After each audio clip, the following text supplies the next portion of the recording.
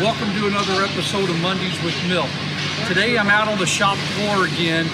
This is our innovation area, our quality area. We do a lot of design validation out here just to make sure that what we're going to send to the customer is correct.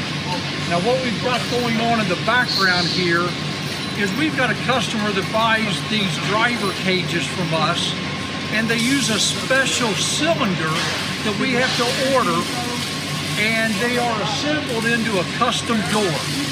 So it's used for a driver's cage. That way they can control access to people going into the building. Over here, we've got our innovation manager, Eric Johnson.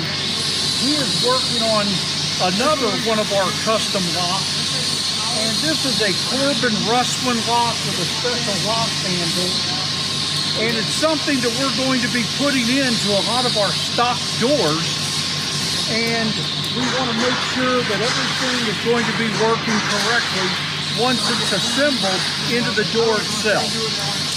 So that's what we've got going on here. We're always checking the quality.